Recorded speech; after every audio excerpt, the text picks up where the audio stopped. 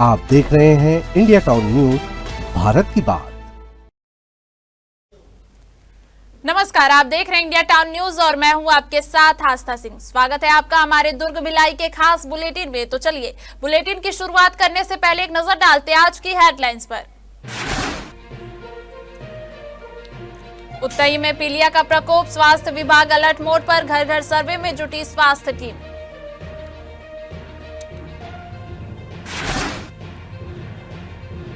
आठ साल में कबाड़ बनी 69 सिटी बसें, रख रखाव के अभाव में बसें जर्जर, जांच से पहले नीलामी की तैयारी, करोड़ों का नुकसान, जिम्मेदार कौन? नई थाना बिल्डिंग विवाद में घिरी, भ्रष्टाचार और लापरवाही के आरोप, एनओसी के बिना तोड़ी गई सीसी रोड, इमारत की गुणवत्ता पर उठे सवाल। सेल बीएसपी निजीकरण पर सियासत गर्म, विधायक ने जन आंदोलन की घोषणा की, जनता से संवाद शुरू करने का किया ऐलान।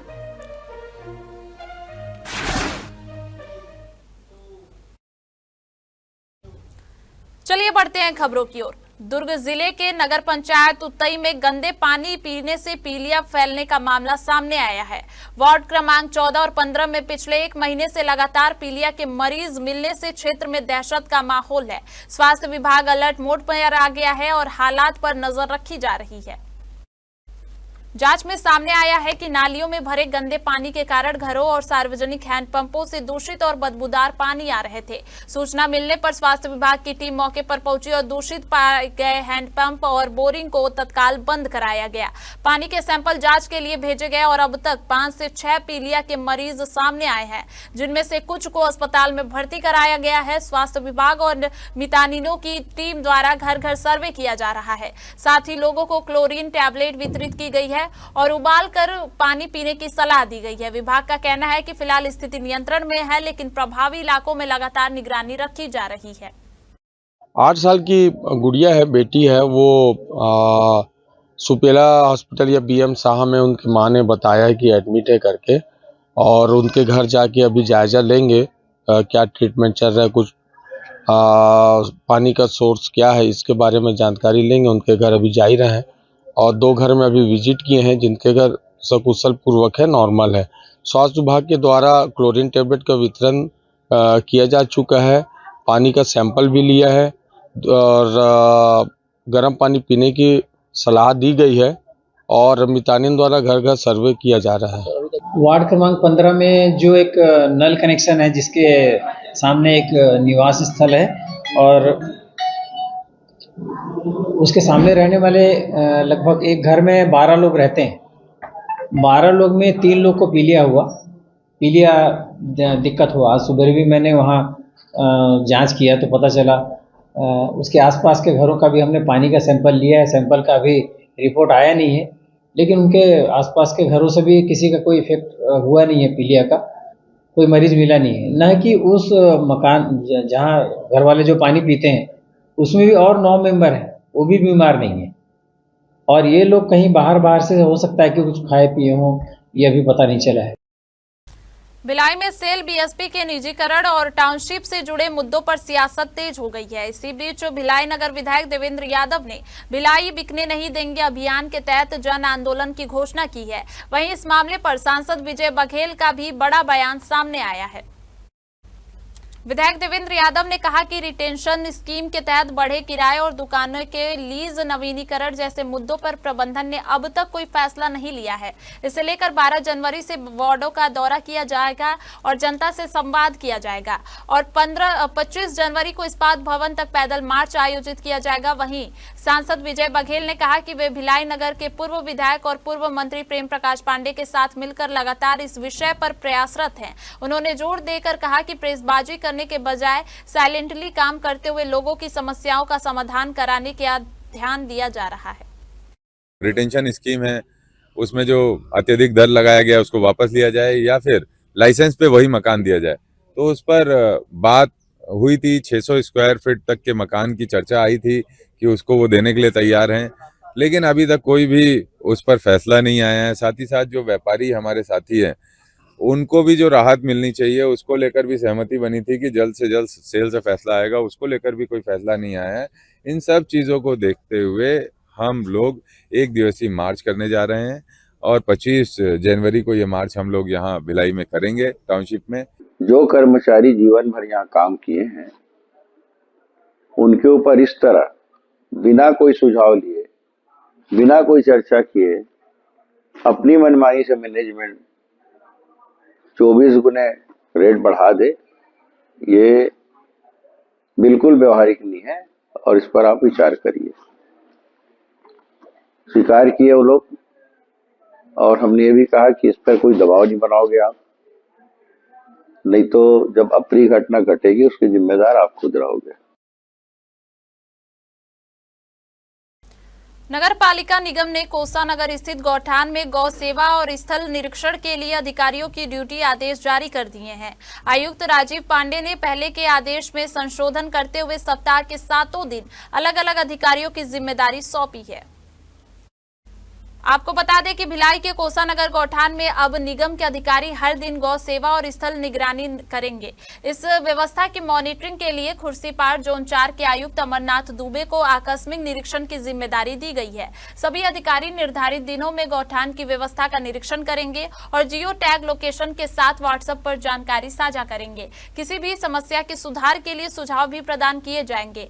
मामले में गौठान संचालिका रेखा बघेल ने बताया कि गौ सेवा के नाम पर कुछ लोग कार्यरत कर्मचारियों को परेशान कर रहे थे। उनकी शिकायत के बाद अधिकारियों की तैनाती की मांग मानी गई है और यह कदम उठाया गया है। दुर्ग जिले के भिलाई में सुपेला थाना की नई इमारत अपने निर्माण के पहले ही विवादों में घिर गई है। करोड़ों रुपए की लागत से बनने वाली इस बिल्डिंग में भ्रष्टाचार और लापरवाही के गंभीर आरोप सामने आए हैं। सूत्रों का कहना है कि नगर पालिका निगम से एनओसी लिए बिना ही हाल ही में बनी सीसी रोड को तोड़कर निर्माण कार्य शुरू कर दिया गया। वहीं बिल्डिंग की गुणवत्ता को लेकर भी गंभीर सवाल उठ रहे हैं। इस मामले की प्रमुख रिपोर्टिंग के बाद पुलिस हाउसिंग बोर्ड के इंजीनियर मौके पर निरीक्षण करने पहुंचे, लेकिन उन्होंने कथित गलत निर्माण को सही ठहराते हुए मामले से पल्ला झाड़ लिया। बताया जा रहा है कि यह सड़क महज 1.5 साल पहले लगभग 25 से 30 लाख रुपए की लागत से बनाई गई थी, जिसे अब पूरी तरह उखाड़ दिया गया है। वहीं पुलिस हाउसिंग बोर्ड द्वारा लगभग 60 लाख रुपए की लागत से बन रही 2 मंजिला इमारत में भी गंभीर लापरवाही के आरोप है। अब बड़ा सवाल यह है कि जांच के बाद दोषियों पर क्या कार्रवाई होगी और क्या इस सरकारी निर्माण कार्य में पारदर्शिता सुनिश्चित की जा सकेगी या नहीं। देखिए, कल भी हम लोग इनका भौतिक सत्यापन करने की बात कही थी और उसमें भौतिक सत्यापन के लिए एसपी साहब खुद ही बोले थे कि पीडब्ल्यूडी के अधिकारी, सक्षम अधिकारी आएंगे और उसकी जांच करेंगे करके, लेकिन पीडब्ल्यूडी के अधिकारी मेरे ख्याल से अभी तक तो पहुंचे नहीं है और नगर निगम का जो अधिकारी वो भी उपस्थित नहीं है, क्योंकि ये जमीन का भी मामला है, इसमें एनओसी शायद है भी नहीं है।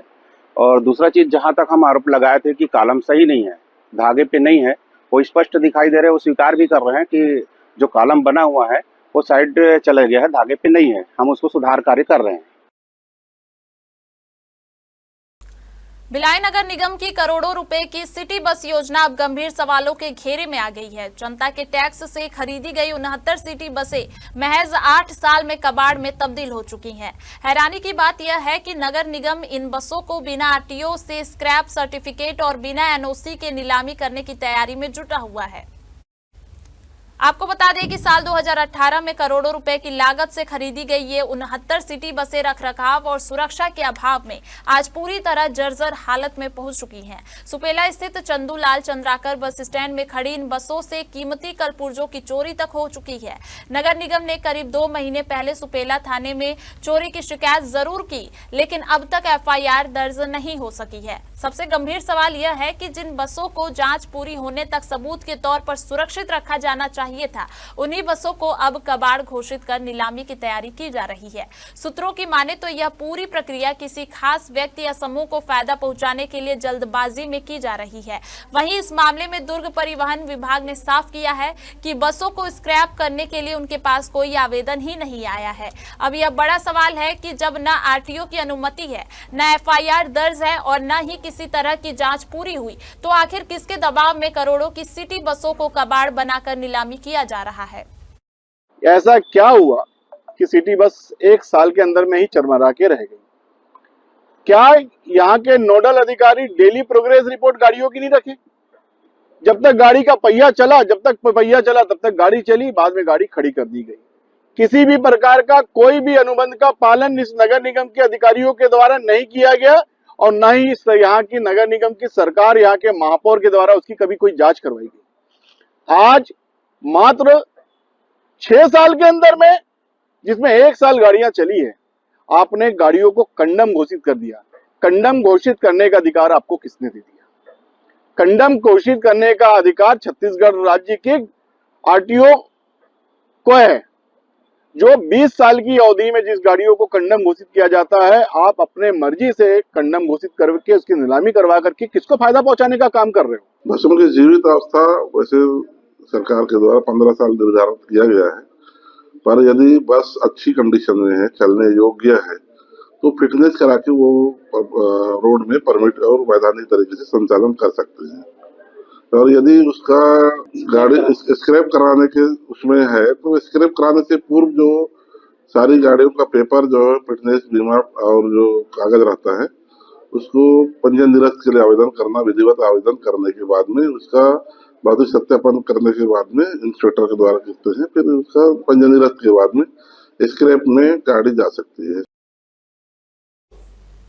हमारे दुर्ग भिलाई के खास बुलेटिन में फिलहाल इतना ही। देखते रहिए इंडिया टाउन न्यूज, भारत की बात। नमस्कार।